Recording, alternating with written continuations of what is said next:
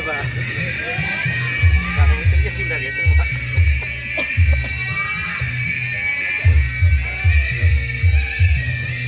Assalamualaikum warahmatullahi wabarakatuh.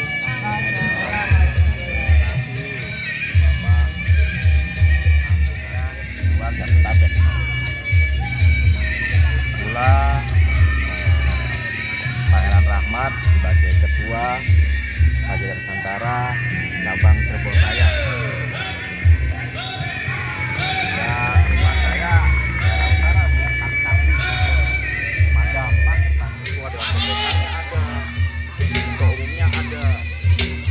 Pajak Nusantara alhamdulillah sudah mendominasi daerah Jabodetabek, Cirebon, Subang, Brebes, Kuningan. Pak asap Pak. Kasih asapnya. Saya persoalan dengan kondisi satu depannya ini UKT untuk ada event-event. Salah satu kelebihan dari Nusantara soalnya latihan masih konsisten. Tadi dia ada namanya Kantori wasit juri Jawa Barat. Jadi dia akan sering ngasih Jawa Barat gimana sih anak-anak petani. Ada Kang Sani, Kang Imam, gimana sih melatih fisik anak-anak menjadi seorang atlet. Karena kalau dari sisa ini semua masih bias, tapi dengan mindset latihan yang rutin akan.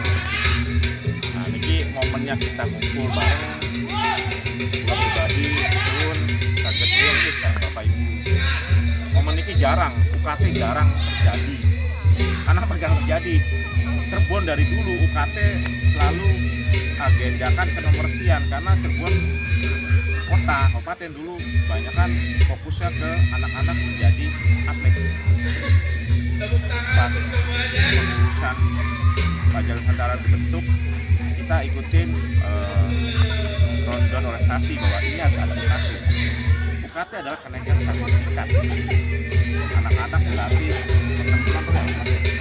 agenda saat per 6 bulan ada UKT.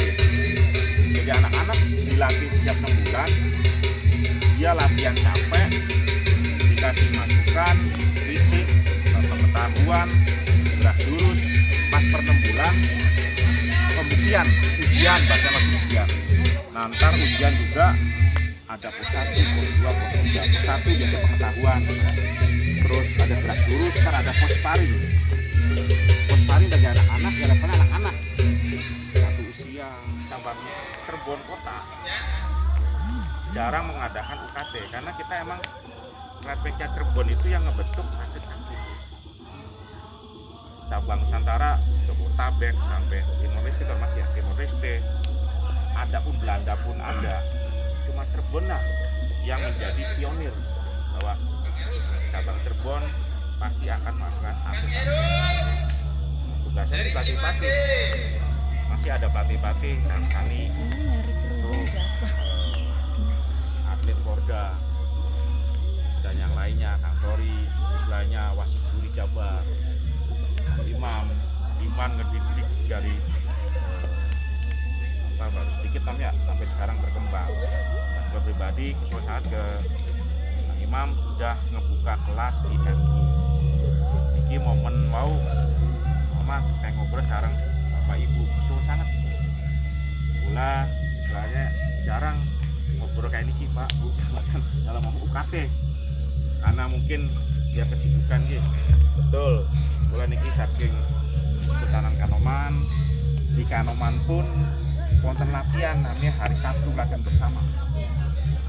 Jadi pilih Bapak Ibu di latihan Kang Imam, anak-anak Sabtu sore Imam ya. Satu latihan Kanoman itu kita agenda latihannya dalam keraton. Kenapa di keraton? Karena Pangeran Patih Kodiranya pembina kita juga. Jadi kekuatan legalitas.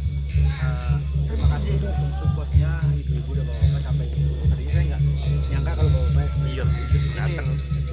Cuma hanya bayar lepas pelatih, tapi ternyata alhamdulillah berarti ada support dari orang tua. Dari beberapa SD yang saya latih itu memang ada orang tuanya yang support anaknya dan ada juga yang masa bodoh. Tapi yang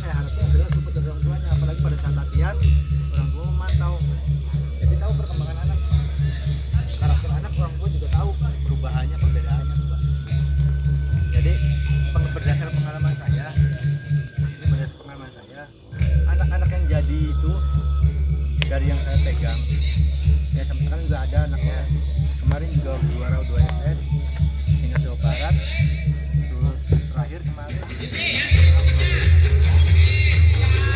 dari SD sekarang jadi.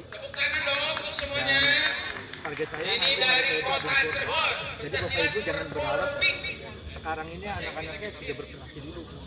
Jadi prestasinya itu panjang Pak, Bu. Prestasinya panjang. Mungkin kalau anak SD mah kita nanti akan kenalan pertandingan dengan pertandingan pemasalan. Pemasalan dulu. Bayar. Terus pertamanya bayar, tapi itu anak-anak itu dilatih mentalnya, keberaniannya.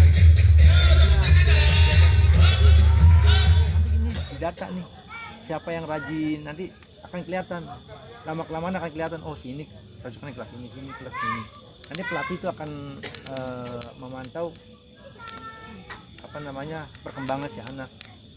Nah nanti jadinya si anak ini bukan di SD tapi di SMP kelas 1 kelas 2. Nah kelas 2 itu sudah setengah matang.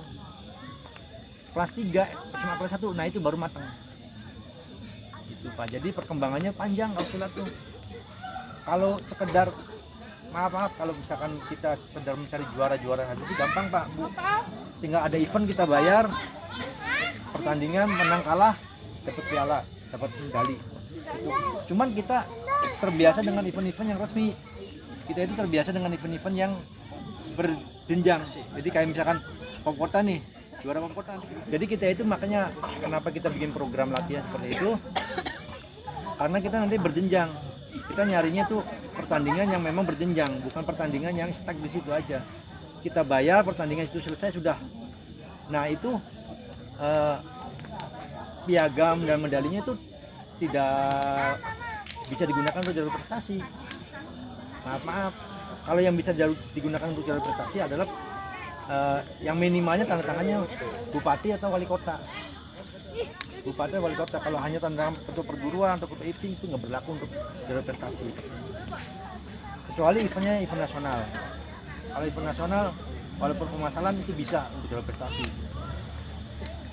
Tapi kalau eventnya event daerah itu tidak bisa untuk jalur prestasi. Nah mungkin kan Bapak Ibu kan anak-anaknya SD nih. Anak-anak SD pasti untuk masuk jenjang ke SMP. Nah jenjang ke SMP untuk mencari jalur prestasi gitu kan. Nah jalur prestasi itu dari mana? Nah nanti kita arahin, kita programkan si anak ini nanti ikut event ini. Jadi nggak semua event kita ikutin. Jadi event-event tertentu aja misalkan nih, kayak sekarang event besok nih, itu piagamnya nggak bisa untuk jalur prestasi Pak. Jadi hanya sekedar kebanggaan anak dapat piagam dan medali saja, dan tidak untuk jalur prestasi. Kalau menurut hemat saya itu orang tua ya jadi sia-sia lah bayar gitu kan.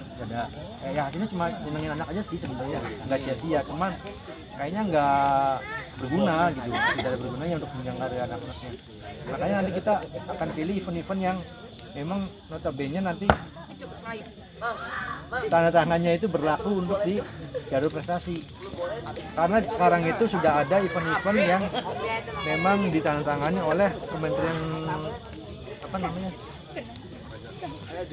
Kemenpora, itu udah ada, dan yang terakhir itu memang dari gubernur pun ada. Walaupun sistemnya pemasalan, tapi itu bisa berlaku untuk ke jenjang prestasi. Jadi punten-punten Bapak Ibu, kalau misalkan kita tidak mengikuti, kok ada pertandingan ini kita anaknya nggak diikutin sih, gitu. Jangan protes itu, nanti ya nggak apa-apa, nanya aja. Pasti pelatih juga akan punya pikiran bahwa oh ini eventnya seperti ini.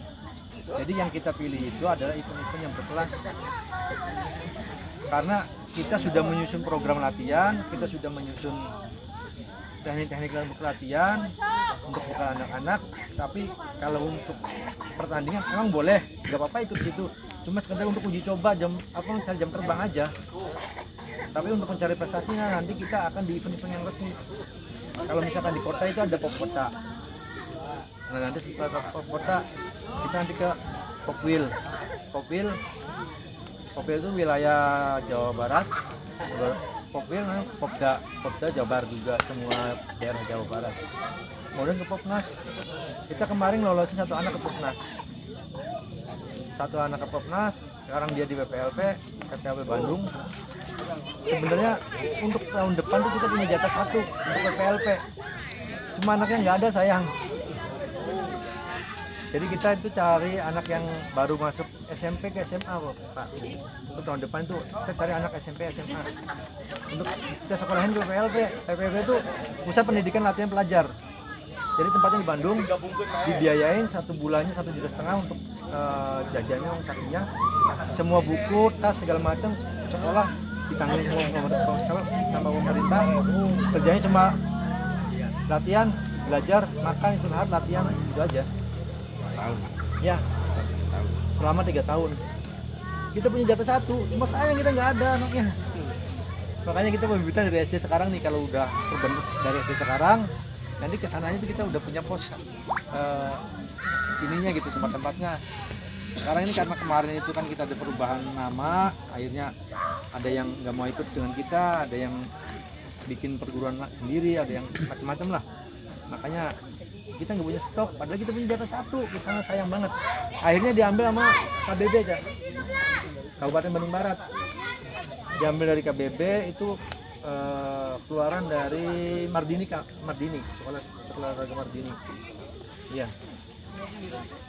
Jadi kita programnya Pak itu yaitu untuk ke jalur resmi.